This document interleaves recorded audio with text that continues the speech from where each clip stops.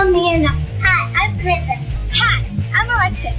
Hi, I'm Welcome to another episode of Clean Code. Clean Code. Your best episode of to begin a journey of. In this episode by Uncle Bob. Uncle Bob. Enjoy. Uncle Bob.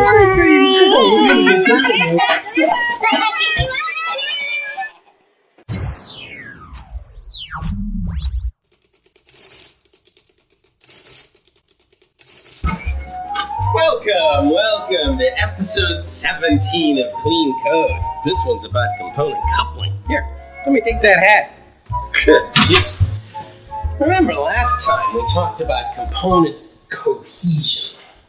Those are the forces that glue classes together into components. And we also talked a fair bit about the forces of false cohesion that impede independent deployability.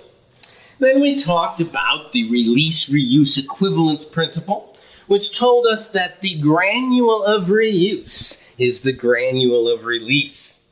After that, we talked about the common closure principle, which told us that we construct components by gathering together classes that change for the same reasons, but keeping apart classes that change for different reasons. Then it was on to the common reuse principle, which reminded us once again of the problems of too much knowledge.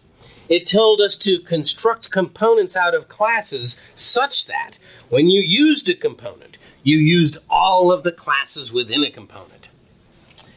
And then Albert got on the scene, and Albert talked to us about how these principles are mutually exclusive, and how early in a project you'll favor those that support developability. But later on in the project, you'll probably favor those that support reuse. Now, in this episode, we're going to talk about component coupling, the forces that bind components together into systems.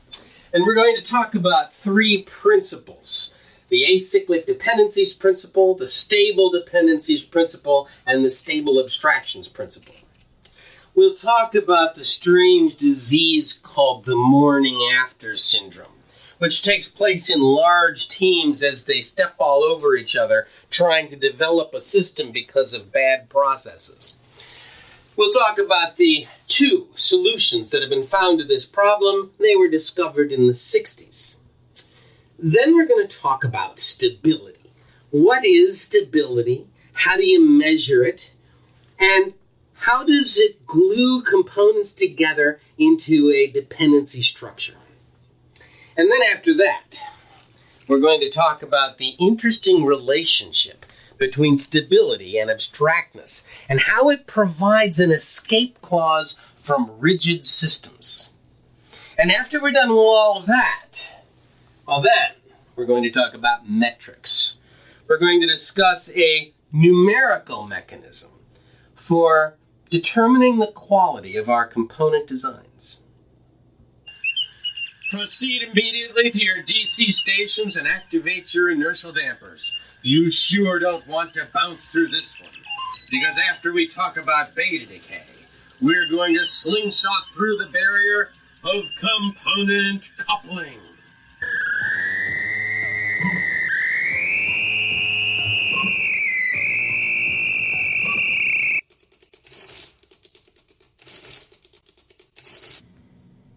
When you look at yourself in the mirror, you see yourself in mirror image. But what does that phrase mirror image mean? Usually we think of this as a left-right reversal. After all, words appear backwards, letters appear reversed, our hair seems to be parted on the wrong side. Actually, there is no left-right reversal. And I can prove that by pointing to the left. And notice that my reflection is pointing the same direction that I'm pointing, to the left. Or I can point to the right, and both of us are pointing in the same direction. There is no left-right reversal. Interesting question, isn't it? What is reversed in a mirror if not left and right? Now, I brought two signs with me. One points to the right, one points to the left. And if I turn and put them in the mirror, well, you can see that they point in the wrong direction. But I can fix that. And I can fix them by rotating them front to back. Not left to right, but front to back. Now, you can see in the mirror, those arrows are pointing in the right direction. You can even read the words.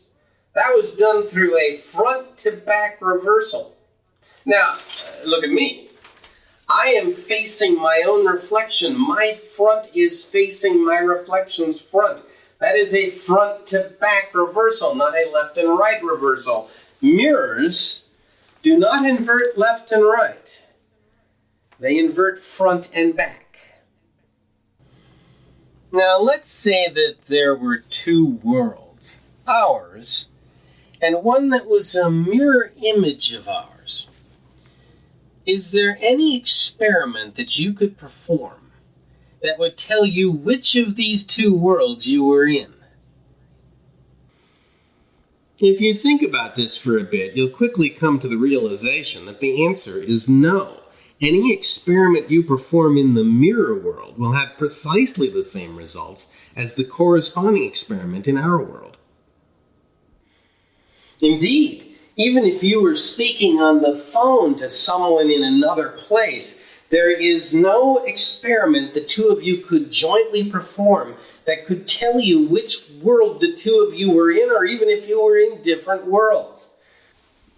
For example, you could try to ask the person on the phone what direction his watch was moving, but he's going to tell you that it's moving in the clockwise direction, regardless of which world he's in, because no matter what, it looks clockwise to the guy who's watching that watch. Physicists call this inability to tell which side of the mirror you are on the symmetry of parity. And indeed, the symmetry of parity is a fundamental law of physics. No, it ain't. No, it ain't. Leastways, not since 1934, see, because that's when all the rules changed. Let me tell you this story, son. I use it to put my mule to sleep. See, it all started back in 1896 with a feller by the name of Becquerel. Remember back in episode 3, we talked about Becquerel's discovery of radioactivity when he noticed the fogging of photographic plates? 3 years later, in 1899, Ernest Rutherford discovered that there was more than one kind of radiation. He called the first kind alpha rays. They couldn't even penetrate one sheet of paper. But the kind that could penetrate many sheets of paper, he called beta rays. A year later, Paul Villard discovered a third kind of radiation, which Rutherford named the gamma ray. It could pass through blocks of wood, but was stopped by metals like iron or lead. That same year, Becquerel measured the mass-to-charge ratio of the beta rays and found them to be identical to electrons. A year later, in 1901, Rutherford and Frederick Soddy showed that alpha and beta particles were emitted when an atom of one element was transmuted to an atom of another element. Ja, and then 12 years later, Soddy and Casimir-Vergent showed that when an atom emits an alpha particle, it transmutes two elements to the left. But if it emits a beta particle, it transmutes one element to the right. In 1911, Lise Meitner and Otto Hahn showed that the beta ray, the electron, emitted by an atom that is transmuting one place to the right, did not have enough energy. Indeed, this missing energy was a huge problem. Meitner and Hahn knew the energy that ought to be emitted when an atom transmutes, but the beta ray, the electron that was leaving that reaction, did not carry that energy. Where did the energy go? Nobody knew. And so the situation remained for 19 years. It was a deeply disturbing puzzle. But then, in 1930, out of sheer desperation, Wolfgang Pauli suggested that maybe some neutral, undetectable particle was carrying the missing energy away. This here was a fella by the name of Enrico Fermi, and he thought this was a crackerjack of an idea. He named that particle the neutrino, which means little neutral one. That reminds me of my... Never mind what that reminds me of. Okay, well, in 1934, Fermi came up with a model for beta decay. He said that a neutron will eventually decay into a proton, an electron, a beta ray, and a neutrino. So if you measure the spin of the neutrino as it is moving away from you, you will see that it is always spinning clockwise, every time, no exceptions, clockwise. But if you ask your reflection to do the same experiment and have him tell you what direction the neutrino is spinning, he will tell you that the neutrino is spinning counterclockwise. So that there law of symmetry of parity ain't worth all them highfalutin syllables, is it? 'Cause it ain't right. There ain't no law of the symmetry of parity. Indeed. The breaking of that symmetry is no minor consideration. That we can tell what side of the mirror we live on is a fact so profound that other facts pale in comparison. For with that fact comes another, a fact that we will explore in a future episode, a fact that provides the answer to the question, why are we here?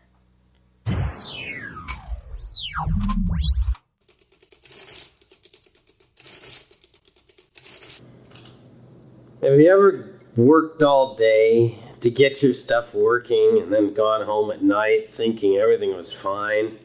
You come back the next morning and all your stuff is broken. And you know why?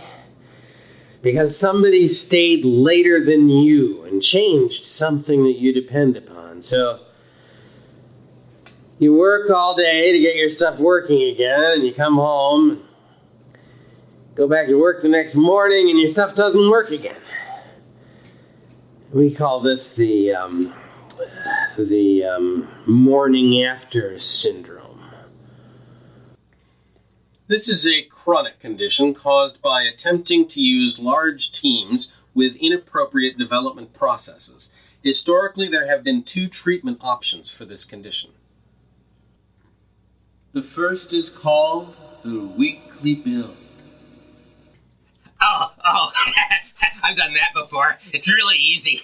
Everybody just checks out their code on Monday and they do anything they want with it. And then on Friday, we just all get together and integrate. Yeah, I've done that too. And it works okay, except every once in a while you get on a project where Friday's not enough. And then you have to work on a Saturday. And that's just not fun. Oh, yeah, man. I mean, I think we were doing that at Farsbrook or Goupon. I don't remember. But I do remember that we'd start integrating on Friday. But dude, Friday was like never enough. And then we'd have to integrate on Saturday, and that's a bummer. So then we just gave up and started integrating on Thursday. Oh yeah, same thing happened to us over at Overcal. Except even Thursday wasn't enough after a while, so we started integrating on Wednesday. Yeah, I was working in Redmond once where we were integrating every week, but we finally had to give up on that and start integrating every 2 weeks. Oh, dude, that's just so weird. Like, the same thing happened to us at Sleeping Social. Or was it 5 Round? I don't remember. But I do remember that we pushed all that integration out to 2 weeks. But then that wasn't enough because we were integrating the whole second week. So we finally just pushed the integration out to once a month. Whoa. So I think you get the idea. I mean, the weekly build is fine as long as Friday is sufficient for integration.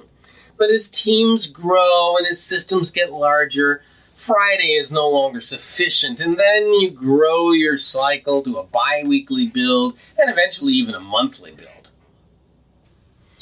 Many years ago, I consulted for a Canadian telecommunications company.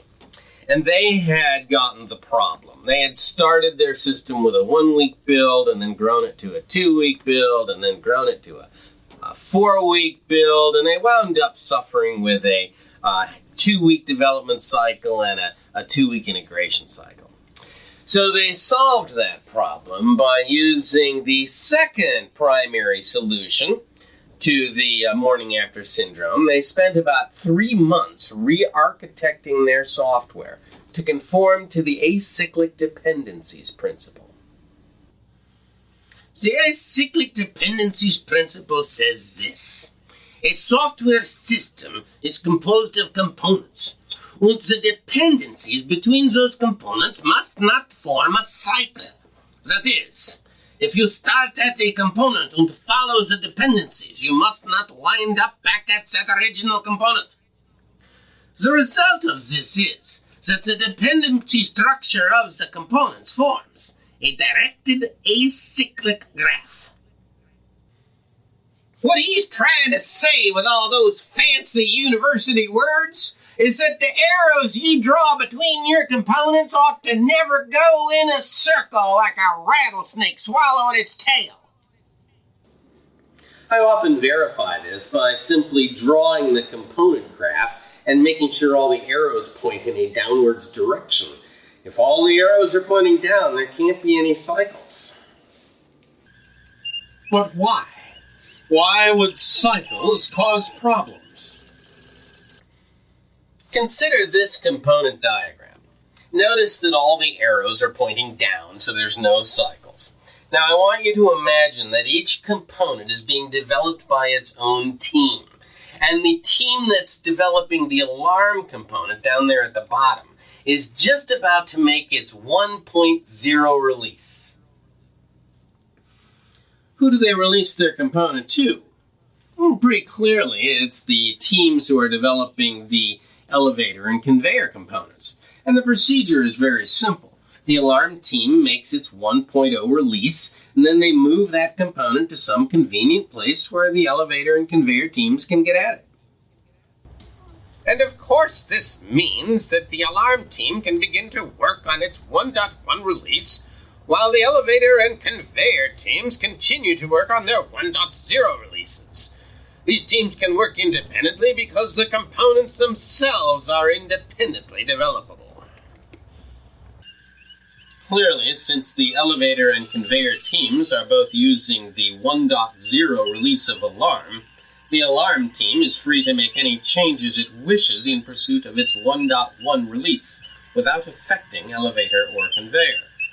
There is no morning after syndrome.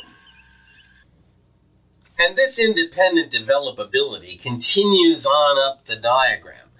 Conveyors and elevators can make their 1.0 release and then start working on their 1.1 independently. Transport can make its 1.0 release and then start working on 1.1 independently. All the teams can work independently of each other. Of course, this means that each release will travel up the diagram like a wave, requiring careful project management.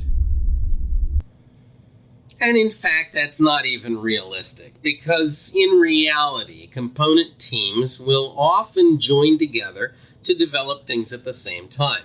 For example, alarm and elevator might decide to work together for a few weeks on a common release, but they're always free to break that coalition anytime they want, because the components themselves remain independently developable.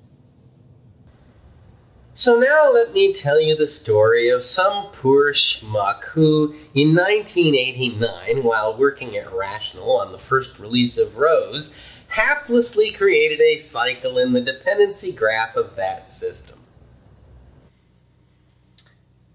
He was the responsible programmer for the error management component that sat down at the bottom of the diagram. And he needed to put a message up on the UI. Now, the UI component was way up at the top of the diagram. It turns out there was a class up in the UI, and that class had a method called display. So you know what he did then, K9? He called it The fool! The blithering idiot! God help him now! Well, it wasn't God who helped me, at least not quite. But to me, at that time, it almost might have been, because it turned out the guy who helped me was Grady Booch. Bob. I do hope you're not planning on putting cycles in your system. Remember that time that back in the early rational days I had you sit down with Dave, and I think I even flew out to take you behind the woodshed? Never a good idea. Layers, Bob. Layers. And I needed the help too. You see, the day after I did that, a lot of the developers on the Rose team came to my cubicle with clubs. In fact, by creating that cycle, I had made the entire system unreleasable. In fact, I'd made it unbuildable. So here's that cycle. Now, imagine that the semantics team wants to make their release 1.2. What do they need? Well, they need error management's 1.2. But error management needs UI 1.2, which needs projections 1.2, which needs semantics 1.2, which is the component we're trying to release. And so now, of course, all those teams will have to work together on the same version of code, stepping all over each other while they're working and experiencing the morning after syndrome. Disgusting. But that's not the worst part. The poor semantics team has suddenly found themselves dependent on the persistence component. They don't want it, they don't need it, but they've got a transitive dependency on it. But the persistence component is broken, and it's going to stay broken for several weeks. And so the semantics team is paralyzed, waiting for repairs to a persistence component that they don't need. Decidedly suboptimal. But things are actually a lot worse than that. You see, there's no valid build order for the system. Remember that in statically typed languages, compilers have to build from the bottom up. But if there's a cycle of dependencies, there's no bottom. There's no correct build order. And so the output of the build is undefined. Oh, that's so cool. That must be why I have to build my systems 2 or 3 times in order to get them to work. Very likely. Ha ha! Visual Studio doesn't allow cycles between projects, so we don't have that problem. Ha ha! Indeed. One of the few good things to come out of that tool. Oh man, it's such a drag for you. Don't look so smug, Ruby. You still need to deal with the cycles, even if build order isn't a big issue for you. Bummer, man. Bummer. So what do you do if you find yourself with a cycle? And you will. Well, it turns out that there's 2 ways to deal with this problem. The first approach is very simple. Just split the component that's the target of the dependency into 2 components. In the error management case, we could have taken that display class that was up in the UI and pulled it out into a wholly different component that both UI and error management would depend upon. Splitting components sounds risky. If you keep doing it, you'll wind up with lots of little tiny components. True. And so the other approach is to use the dependency inversion principle. We find the dependency that causes the cycle, and we invert it. In this case, what we could do is create an interface for displaying messages. We could have that interface reside in the error management component, and then the UI could simply implement it. In either case, the solution is simple, so this principle can always be followed. In order to avoid the morning after syndrome, just keep all the cycles out of the component dependency graph.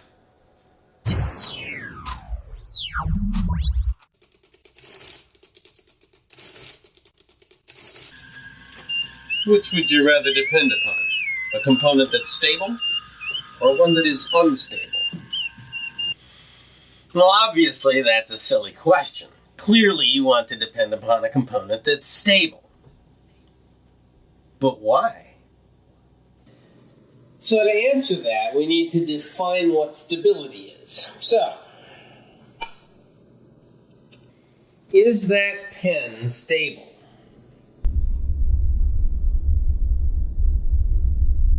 It would be inappropriate to claim that it was stable, since it could fall over at any moment. Yet it would be inappropriate to claim that it is unstable, since it is not falling over. An interesting dilemma. The correct answer is that the pen is not very stable. You see, stability is not a Boolean attribute. Things are not either stable or unstable. They are partially stable. This pen is not very stable because it doesn't take a lot of work to upset it. On the other hand, this counter is very stable because it would take a tremendous amount of effort to change its state. So, something that's hard to change is stable, and something that's easy to change is unstable. So what would you rather depend upon? Something that is hard to change, i.e. stable, or something that is easy to change, i.e. unstable? It's perfectly obvious that if you're going to depend upon something, you want it to be something that's hard to change. After all, if it changes, that means more work for you. So you depend on something that is so hard for someone else to change that you can be sure that it will hurt them more than it hurts you. That last part bears repeating, because it very nicely defines the economics of change. When someone changes something you depend upon, make sure it hurts them more than it hurts you. And so the stable dependencies principle says that a component should only depend on other components that are more stable than it is. Or, to say this a different way, all the dependencies in a component architecture should be pointing in the direction of increasing stability. Okay, but how do you know what makes a component stable? I mean, a component could be hard to change because it's badly written, or really complicated, or just really, really big. So what is it that makes a component stable? Pure dependency. Spock's right. It's all about the dependencies. If we assume that the code is clean and well structured, then the only thing left are the dependencies between the components. Consider the component named S in this diagram. It's got lots of incoming dependencies, lots of other components depend upon it. Is it stable or unstable? Well, of course it's stable, you ninny. If you have to modify it in any way, you're going to have to check all the other components that depend upon it to see if you've broken any of them. And that's going to be hard to do. And so something that's hard to do makes it hard to change, and that means it's stable. That's right. Component S is stable because any change we make to it is likely to affect all those dependent components. So, component S is stable. So, now, what do you think of component I? It's got lots of outgoing dependencies on other components. Well, now, son, it's as plain as the nose on your face that there component I is as stable as a two-legged mule. I mean, there's nothing stopping it from changing, no incoming dependencies to make it hold still, and there's all those outgoing dependencies that are likely to make it change. Boy, this thing is easy to change, and it's likely to change. It's unstable. Right again. Component I is definitely unstable. It's got all those outgoing dependencies that are likely to force it to change, and it's got no incoming dependencies to keep it from changing. Component I is unstable. Well, now let's look at component S again. See all those incoming dependencies? We say that component S is responsible to all those components out there that are depending upon it. Notice also that component S doesn't depend on anything else, so it's independent. Component S is responsible and independent. Component S is an adult. So now let's look at component I. See all those outgoing dependencies? Component I depends upon a lot of other components, so it's dependent. On the other hand, nobody depends on it, so it's irresponsible. Component I is dependent and irresponsible. Component I is a teenager. So now let's look at one particular teenager, which I've called EZ. I've called it EZ because the intention is that it'll be easy to change. Oh, man. Dude. Like, do you really want to make a component that unstable? Isn't that, like, way bogus? On the contrary, we want certain components to be unstable, because in those components we would put the code that we expect to change frequently. Right. Anything you put into a stable component is going to be hard to change. So if you've got something you want to change frequently, put it into an unstable component like EZ. Now let's look at another component named H. Look at all those incoming dependencies. H is stable. H is an adult. H is hard to change. But now watch what happens as this evil programmer modifies H and causes it to mention EZ's name. What has he done to poor EZ? He has made EZ hard to change. It is the perversity of software that someone else can completely ruin the maintenance characteristics of your component simply by mentioning its name. And that's why we don't want adults depending on teenagers. All unstable components should depend upon more stable components. All the arrows should be pointing in the direction of stability.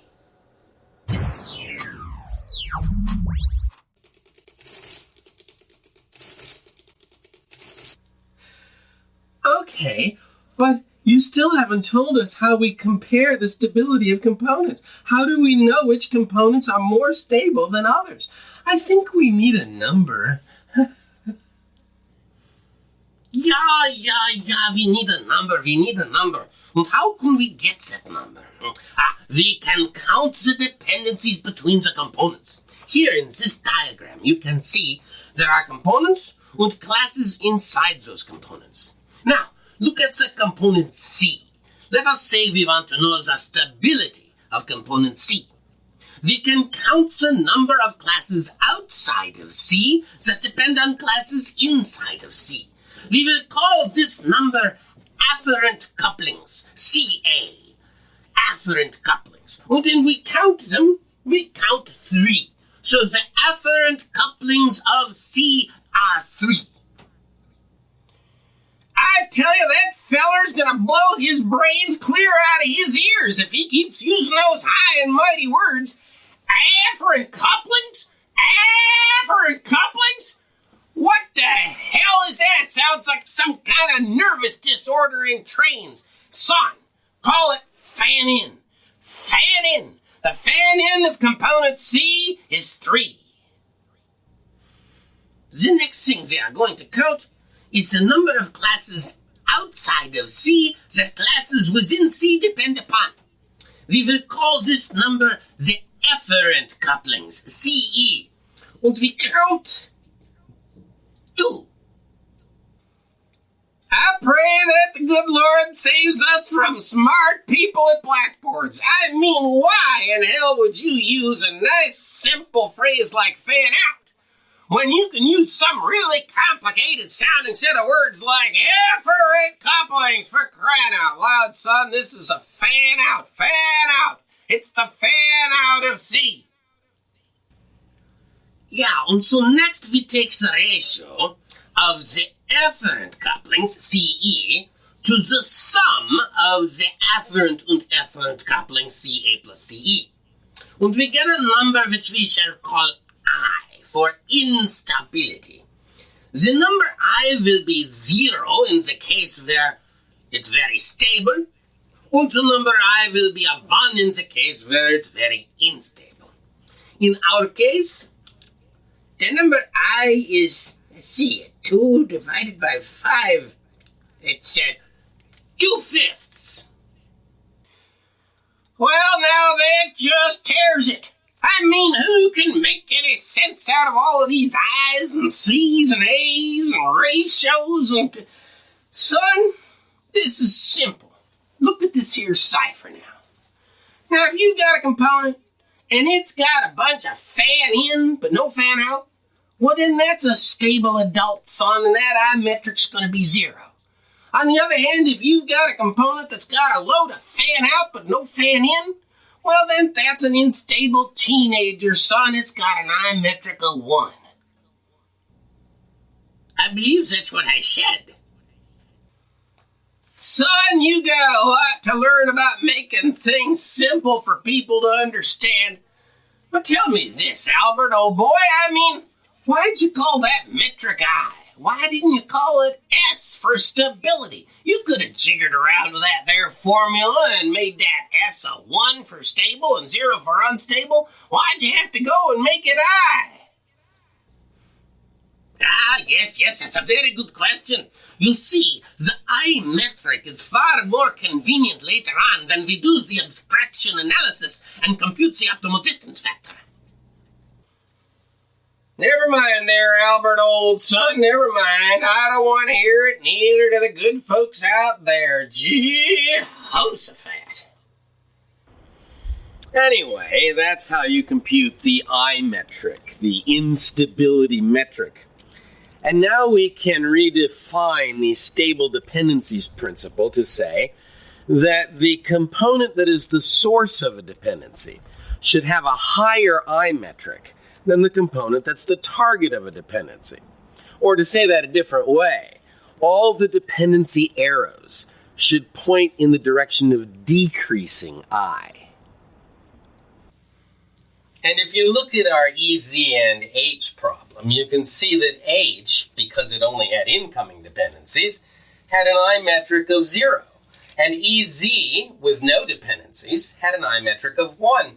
And so the evil programmer who hung the dependency from H onto EZ caused us to depend in the direction of increasing I, violating the principle. Yeah, that's cool. But what do you do if you've already got components that depend in the wrong direction, like I do? How do you fix that? You fix it the same way you break a cycle in the dependency graph. You either split the component or you use dependency inversion. Look, the reason that the evil programmer hung that dependency from H onto EZ was because there was some class in EZ that H needed to call. Now we can take that class and we can pull it out and put it into its own component, which we will call N.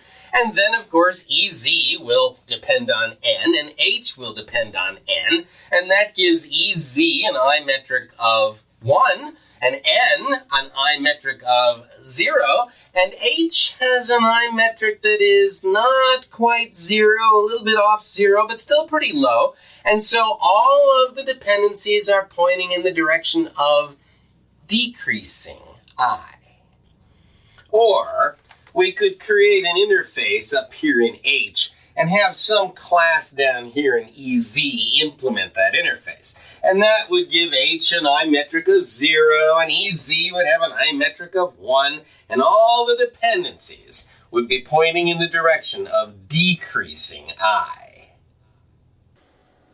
It's not hard to make sure that your component dependency structures align to stability. And when you do, you will ensure that those components that you planned on being easy to change remain easy to change.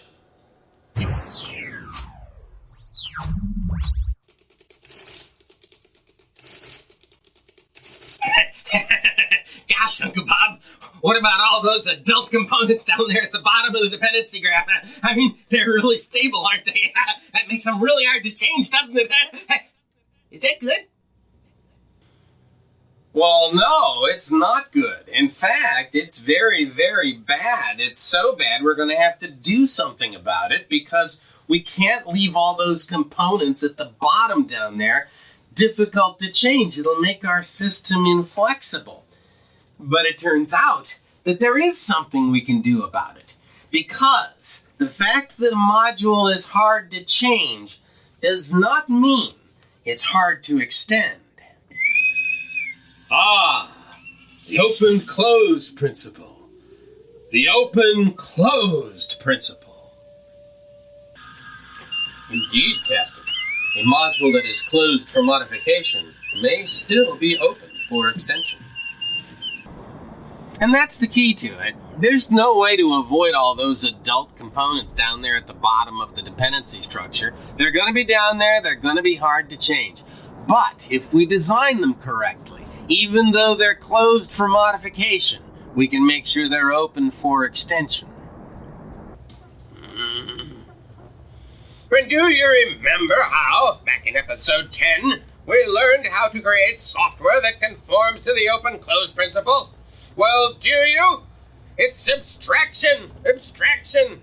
That's how you conform to the open-closed principle. It's the abstract classes that are open for extension, even though they might be closed for modification. And so we have our final principle, the stable abstractions principle, which says that the more stable a component is, the more abstract it should be. So all those stable adults down there at the bottom of their dependency graph, they should be as abstract as the sun on a rainy day.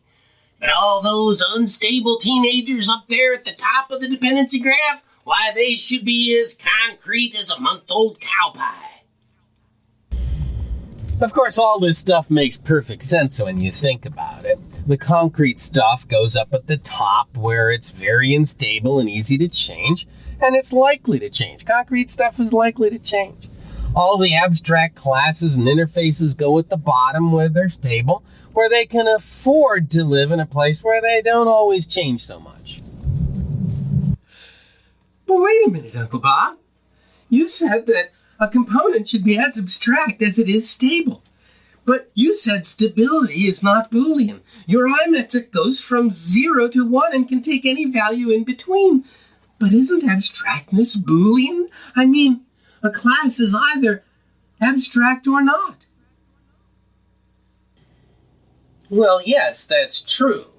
But a component is comprised of many classes. Some of them will be abstract, some of them will be concrete, and we can find the abstractness of the component by taking the ratio of them. Yeah, indeed, the abstractness of a component is the simple ratio of the number of abstract classes in that component to the total number of classes in that component. It is a number which goes from 0 to 1. All right, now let's give this a try. Let's say you've got a component with 10 classes in it, and 3 of them are interfaces, totally abstract, and 2 more are abstract classes. That's 5, son. 1/2 of the total. 50%. 0.5. Even Steven. Capiche? Whoa, man. I mean, my mind is like way blown. Wow. but look, man. How do you make sure your components are as abstract as they are stable? A plus I equals 1, right? I mean, consider an adult. I is 0, A is 1, they add up to 1. Or consider a teenager. I is 1, A is 0, still adds up to 1. Or if you'd rather, think about it this way. The bigger A gets, the smaller I gets. The bigger I gets, the smaller A gets. But no matter what, they always add up to 1. Cool. You really do that? Yeah. Well, no. Well, look, what I mean is, if I'm working in a system and I'm really familiar with it, well, then I can visualize this. I know that the stuff at the top is concrete. I know that the stuff at the bottom is abstract. I don't have to work the numbers because I'm in the system. I can feel it. On the other hand, if I'm called in to audit a system, well, I'm unfamiliar with that system. So yeah, I'm going to work the numbers. And those numbers will tell me the shape that the system's in and point me in the most likely direction about where to begin. Consider what it means if A plus I is not equal to 1. It either means that there's a whole bunch of concrete classes with lots of incoming dependencies, or a whole bunch of abstract classes with no incoming dependencies. And in either case, that's a violation of the dependency inversion principle. And do you remember episode 13 when we learned about the dependency inversion principle?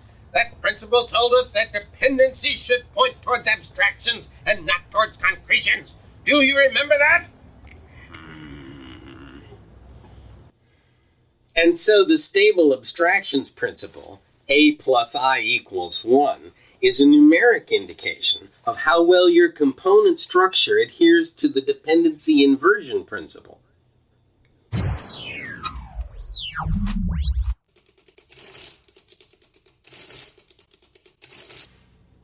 Now I want you to look at this diagram. It is a plot of abstractness versus instability, A versus I.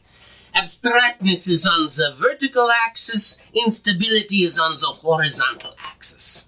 Now look at the upper left corner. That's the place where all the adults are. And at the bottom right, we've got all the teenagers.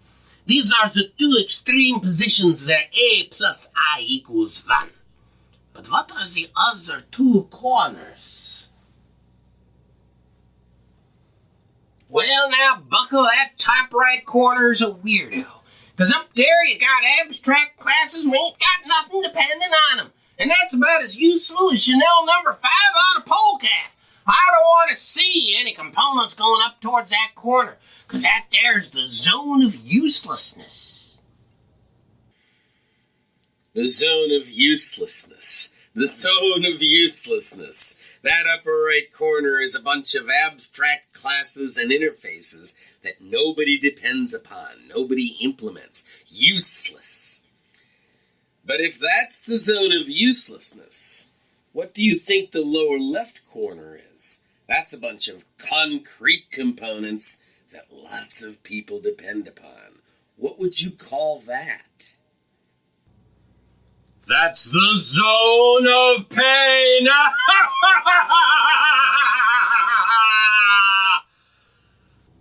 Yes, pain. Think of what's down here. Things like database schemas, concrete, heavily dependent upon, fun to change. We don't want our components moving in that direction. Of course, not everything in that corner is painful. String and vector, for example, they live in that corner. They are not painful because they are not changing. You see, there's another axis on this graph. It is the axis of volatility. It comes out from the screen and points towards you. Well, there he goes again with all that highfalutin jargon about axes and volatilities and all that stuff. Look, what he's trying to say is that we aren't worried about library components that ain't changing. We're worried about the ones that are changing. Those components that are changing that we're developing right now, we don't want them heading down towards that corner of pain, son. Keep those ones we're changing now away from there. So we'd like to keep all our components as far away from those bad corners as we can get them. As it turns out, that means they're going to fall on this line where a plus I equals 1. And that keeps them as far away from the bad corners as they can get. I call that line the main sequence.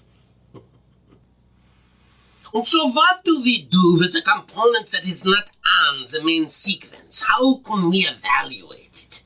We can measure its distance from the main sequence. This is a metric called d for distance, and it is the absolute value of a plus I minus 1. This is a metric that goes from 0 to 1, where 0 is right on the main sequence, and 1 is as far from the main sequence as you can get. Fascinating. A single numerical indicator of the dependency inversion principle.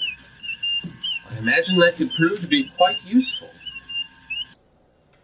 Yeah, in some cases it certainly can. You can track all the D metrics for all of your components over time.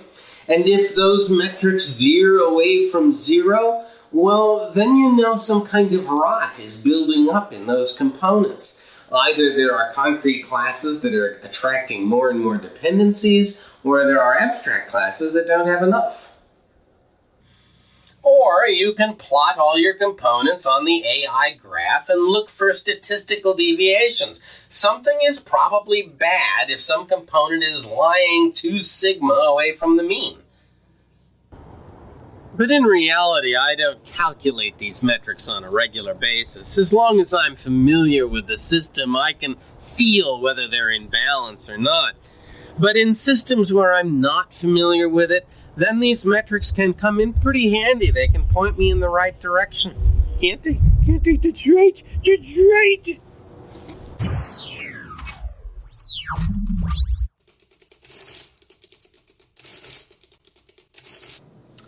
So that's it. Those are the component principles.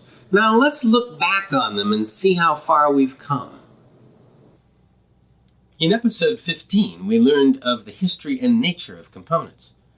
And then we learned that a software system should be composed of a plug-in structure of independently deployable components. And then in episode 16, we learned the 3 principles of component cohesion.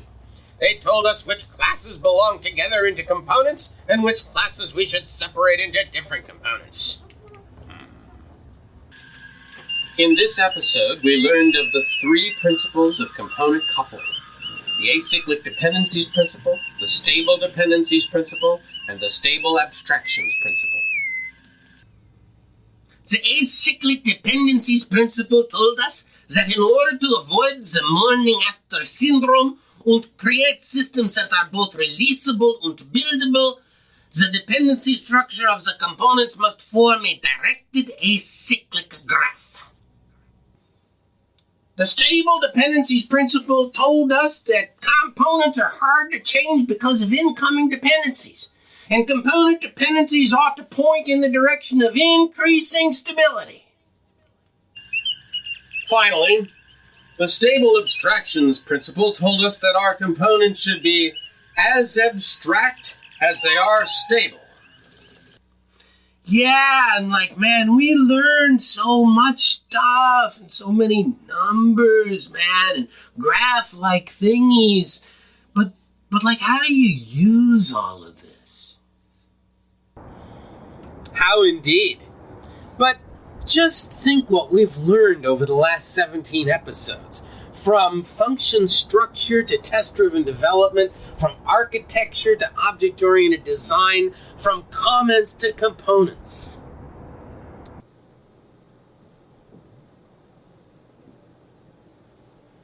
Well, you know what this means, right? It means we're done with this episode, ready to walk the dogs. But you know what? we still need to put all this together. It's time for us to write an application. Now, I know we've got a whole bunch of other stuff to talk about. We've got advanced test-driven development, we've got loads and loads of design patterns, we've got acceptance testing, professionalism, functional programming. The list is daunting. But before we get to that list, we're going to do a component case study. So, you're not going to want to miss the next exciting episode of Clean Code, episode 18, the component case study. Come on, you dogs, let's go. Time to go for a walk, dogs. No, Trixie, you can't go out without being carried because your knee still hurts. All right, dogs, let's go. Come on. Good, dogs, good. All right, go past the stairs. Now you can go down.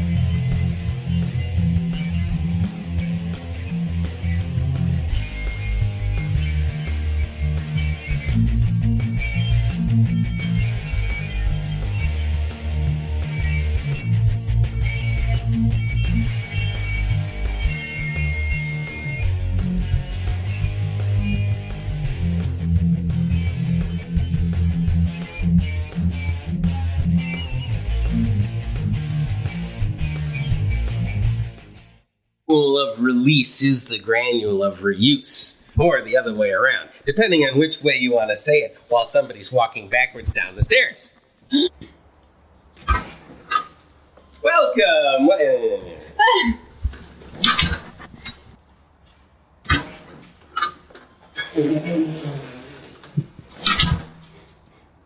Action! God damn it, go away! You talk about data decay. Data decay? Data is going to decay? Heavens. Beta decay?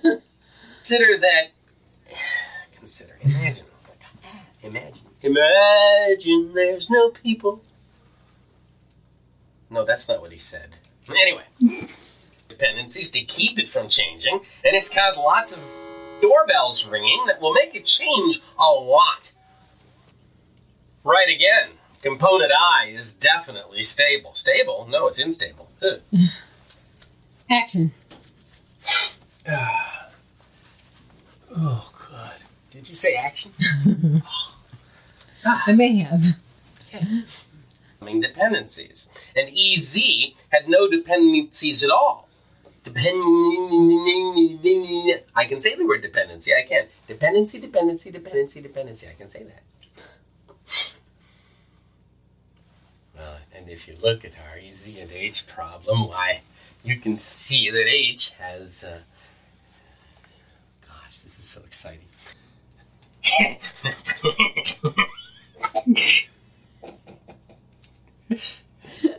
Action.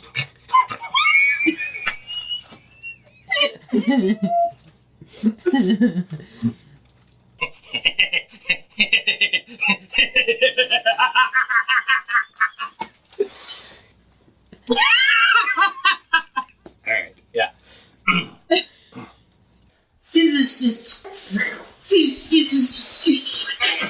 What? Man,